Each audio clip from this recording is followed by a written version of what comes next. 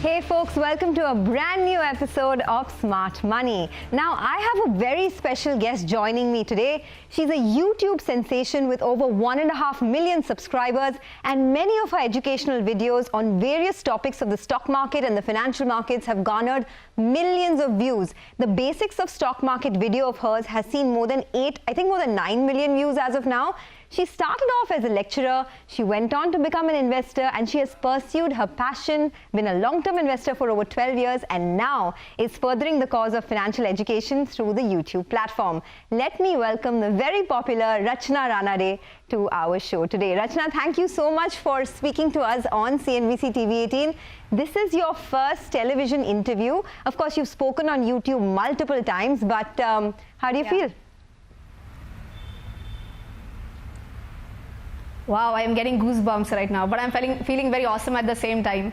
I had mentioned this on my social media handle as well. Like when I started investing in stock market way back in 2006, I used to watch CNBC TV 18. That was the first ever TV channel that I started to see which was related to stock markets. Never ever in my wildest dream had I thought that maybe 14 years later I would be on this same TV show. Okay, so congratulations, but you've done really well for yourself. I was just talking about how you have a huge fan following on YouTube. You've sort of monetized your platform as well. We have a lot of millennial young crowd watching us on our channel and on our shows. If you had to give them some advice on how to take their passion and monetize their content on YouTube, how did you make this transition?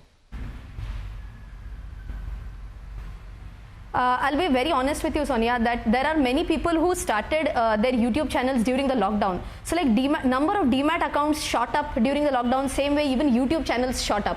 But as and how things started getting back to routine, I think the number of active Demat have gone down. Similarly, the number of active YouTubers have also somewhere gone down. So I think you should do something which you feel that you can do for a longer period of time. You should do it only and only if it is your passion. Don't follow someone else blindly, because I could see so many people that, hey, Rachna is doing this, XYZ is doing this, let me try it out my way as well. So you should have that absolute passion for doing YouTube videos. You need a lot of consistency to do YouTube videos. So for example, I post a video every Wednesday, every Saturday without fail. Number 3, you have to give quality content. You have to differentiate yourself from others. That's where you will be standing out as compared to others. And if you are following these 2-3 basic things, then, well, there are so many ways to monetize your channel. Just to give you 1 or 2 quick examples. Number 1, you will get advertisement revenue. Number 2, you can get revenue from merchandise once you start becoming known to many people.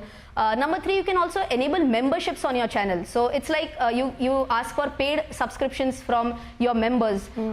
One very interesting way to monetize your YouTube channel can also be enabling supers or monetizing the super chats on your channel. Okay. I'll just give you a quick example on that as well. So when I was doing a live stream for Burger King IPO, that was like an amazing live stream, an amazing experience that I had. There were almost more than 10,000 people who were watching me live on that day.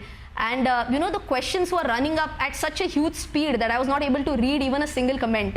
Okay. So if a viewer wants to grab my attention, that's where he gives a paid chat for me. So I got a paid chat saying that, hey, you are doing a good job. So feels good when even if people are giving you $1,000, but just for saying that, hey, you are doing a good job, feels really good. Okay, so that's also another way to monetize your channel. This is very exciting, but I want to ask you, Rachna, now social media has become a very cluttered space, don't you think? How do you differentiate? Because you said that a lot of your stuff is, you need to subscribe to get sort of your content, but there's so much free stuff available online as well. So A, how do you differentiate? And B, what would your tips be?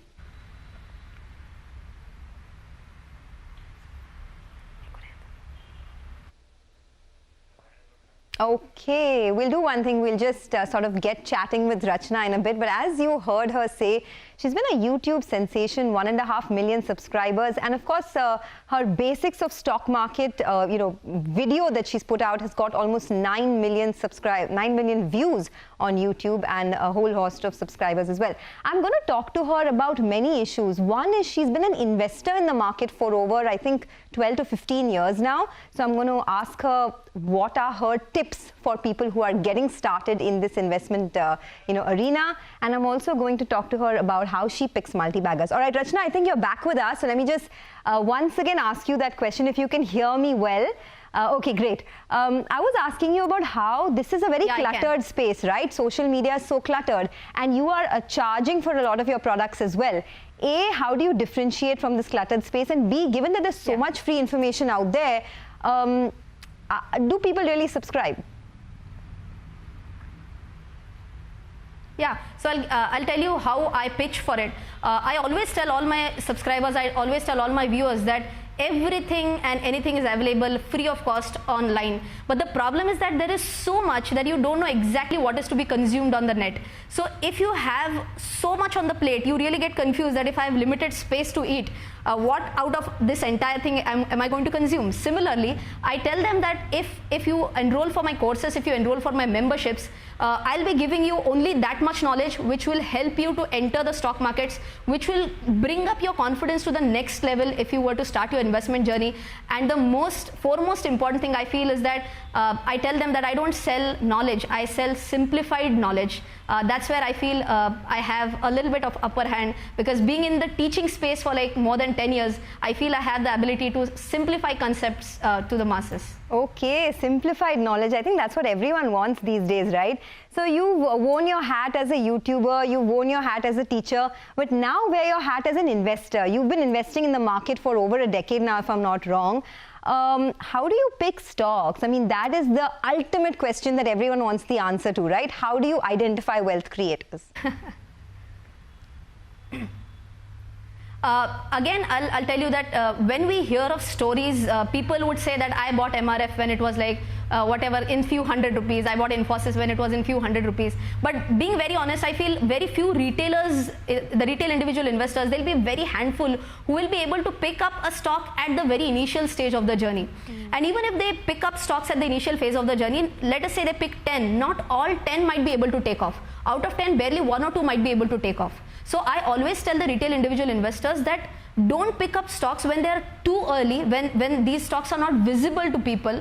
Try to pick them up when they have proven themselves a little bit. That's where the chances of you losing out on money at least reduces. You might not get a 10x multi-bagger. I feel that as a retail individual investor, I'm really happy even if I get a 2x returns on stocks. So what I do typically is I prefer a top to bottom approach. I would do an economy analysis followed by industry analysis and then the company analysis.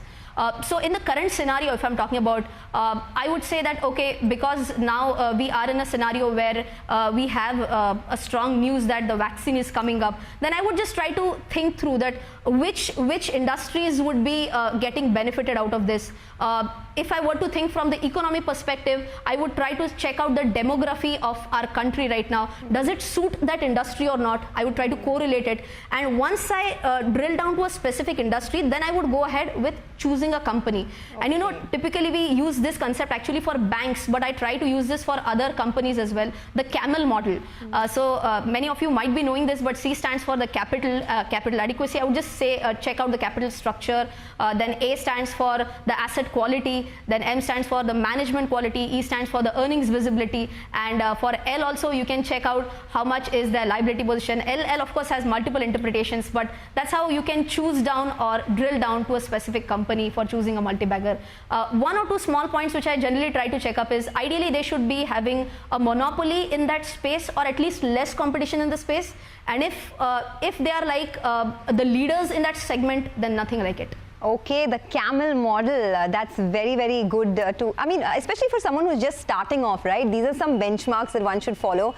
But since you said that you've mastered the art of simplified knowledge, simplify some ratios for us. Everyone talks about debt equity, everyone talks about price to earnings. What's the 1 or 2 ratios that you definitely look at, and what's your marker, what's your filter? Okay, so the first and foremost ratio that I always check out while filtering out companies is ROE or ROCE. So if you are talking about investing in a company, if I were the owner of the company and if I'm not able to generate even 5% returns out of the company, then might as well I invest my money in fixed deposits. So 5% for an ROE I feel is like very less. If I'm investing in any company, then I'm risking out my money a little bit. So I would expect at least twice or thrice returns from as compared to an FD. So I would go ahead with a minimum 15% ROE. Similar case, I would check for ROCE. So any company which doesn't meet this criteria, it doesn't come up in my filtering list also. So that is the first benchmark I check for. Second, I also check out how much is the free cash flow. I know it's not a ratio as such, but other than ratios, that's what I give utmost importance to, because I've seen companies which have good operating cash flows, but because they have very less free cash flows, I feel over the longer term, let's say 3 years, 4 years back to back, they are having very low or negative free cash flows. I feel that somewhere they are struggling with managing the funds, and that company might not perform well in the future. So I prefer to stay away from such companies which have negative or very low operating cash flows or even free cash flows. Apart from these two things, third and the last thing which I would like to tell you is I definitely try to check out the valuation ratios, PE ratio, PB ratio, EV, EBITDA. I would check price to sales. So I think all these ratios help me as an individual investor to see whether the stock is pricey or not right now. If I feel like it's very expensive, I would better stay away from the company. I know there's no standard benchmark, but typically comparing it with peers or comparing it with the industry average would help me to take an informed decision. Okay, I must say, Rachna, for someone who's appearing on television for the first time, you're mighty confident. I mean, I don't think anyone will look at your interview and say that this is your first television appearance. But I have many more questions for you lined up, and I also want to ask you about how you stumbled upon this YouTube, sensation that you've made of yourself. And was it planned or did it just happen? But all that and more lined up on the other side of the break. Don't go anywhere. The most engaging conversation on Smart Money coming up in just a bit.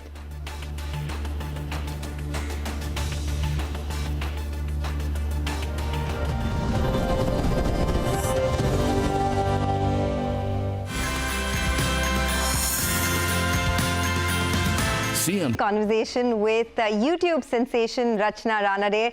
She's been telling us about how she's furthering the cause of financial education on the YouTube platform and how she's picking multi-bagger stocks as well. Rachna, I'm going to talk about your stock ideas, case studies in a bit, but before that I had a question. Did you just stumble upon the YouTube and social media as a platform, or was it something that you had planned given the research that you did? I was, as I mentioned, I cleared CA in 2009, and since then I had a passion for teaching. So like many friends of mine were asking me at that time, Rachna, you cleared CA in the very first attempt. You can get a nice fat salary if you join some MNC or if you join the big 4 CA firms. Why not try out for that? But I said that doesn't interest me a lot. So I would try to follow my passion. That should be my first priority. So right after I became a CA, I started teaching CA students. Then I started teaching MBA students. And after the class, many a times it used to happen that students used to wait back for me, and I used to ask that, ma'am, you have been investing in stock market. Could you also share us some knowledge about the stock markets? So I used to give some basic, small concepts. I used to teach them very, very small concepts. It can be as smaller as something like BSE, NSE, both are stock exchanges, but students feel that BSE, Bombay Stock Exchange, will obviously be in Bombay, but National Stock Exchange, they would feel that that is in Delhi because of the word national. So starting from such layman, such basic concepts, I used to take them up to kind of advanced concepts. Yeah. But at one point of time, so many students started requesting me that, ma'am, please conduct a separate session on stock markets for us. Okay. So that's how I thought that let me at least maybe announce a batch of students wherein I would tell them all the concepts which a beginner should know. So that's how I coined 67 different concepts about stock market, and I titled this as the basics of stock market, a beginner's guide for a person who wants to enter the stock market. I shot that entire series, and the very first lecture was the one which is on YouTube and which has 8 million plus views. So when I got that entire series recorded, one of my friends suggested me, why not put it on YouTube? But he suggested me that, break it into 10-15 minutes small parts, because YouTube people won't consume a huge content like a 1.5 hour content. But I said I won't be spending money. I'm a typical Sadashiv Pethi person from Pune who would hate spending money. Okay, Rachna, I'm gonna cut you short. I mean, that's a great story. I'm going to cut you short because we don't have too much time, and I want to squeeze in some questions on how you pick individual stocks, right? So, if you had to identify 1 or 2 case studies for us, stocks that you spotted at the right time, which ones would they be? I feel one of my favorites is Jubilant FoodWorks, and the second one would be Polycabs. I'll talk one after the other. Is it okay if I go back to back on both these stocks? Sure. I'll let you know when we run out of time, but go ahead, please. Yeah, sure. Okay. So the very first one I'd picked up was Jubilant FoodWorks. It's in the QSR space, which is the quick service restaurant space. Again, as I mentioned, I try to go from the bottom to top. Right now, if you see that the median age of Indians is somewhere below 28 years of age.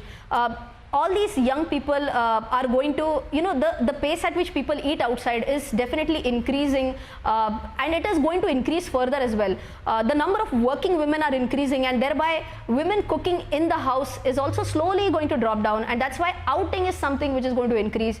People are going to give less time to eat and relax for a long time, so they would want quick restaurants which are serving them food.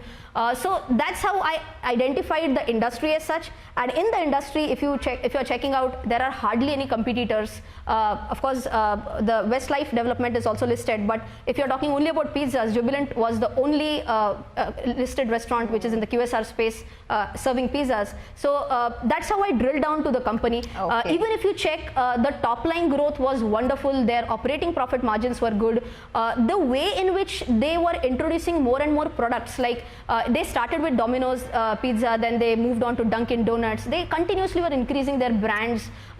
Even during the lockdown, the management was on their toes, closing down restaurants which were not in profits. They were trying to even open up new restaurants wherever they felt it is necessary.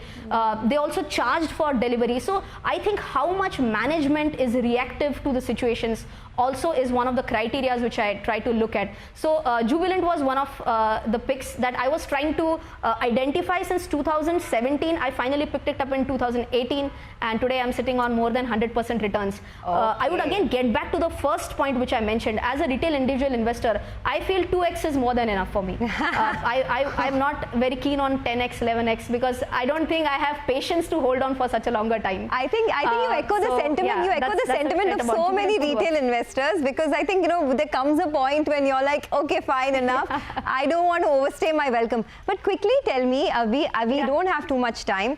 If you had to give one piece of advice to all the viewers right now, what would your advice be? Because I see that that energy in you to not just create content but to even further this whole investment drive, right? What would your advice be to people watching you now? Yeah. My advice would be that invest only in something which you understand. For example, many people ask me, Rachna, why don't you invest in Bitcoins? I say, I don't understand that. If I don't understand it, I won't invest in it. So for all, even those who are housewives, you understand FMCG sector so well. I don't think then in such a case, if you are consuming Britannia biscuits, why not invest in that company? If you are going to DMart every now and then, why not invest in that company? Be the owner of the company, take 100% care to ensure that you are giving some contribution to the top line by buying the products of the company. So that can be a small piece of advice. Invest into companies which you understand. Okay, invest into companies which you understand. And where do you see yourself 5 years from now? Still a YouTuber, or do you plan to sort of transition to bigger things?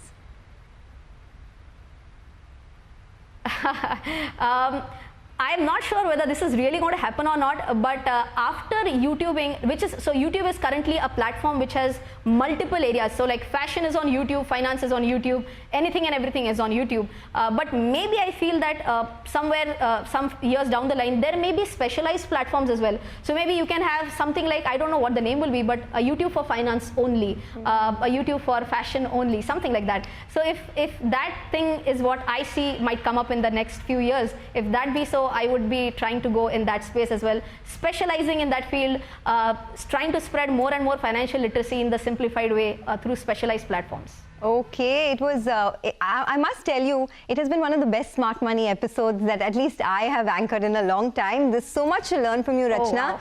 And I hope you continue to further your dream, further the whole, further investor education, because that's something that you've been doing in several platforms, not just YouTube. You've been training people, you're a lecturer and you're an investor as well, wearing so many hats. All the best and thanks so much for joining us on Smart Money. Thanks a lot, Sonia. It was wonderful talking to you. Okay, with that, it is curtains down on another very successful episode of Smart Money. But keep watching CNBC TV 18. Lots more coming up in just a bit.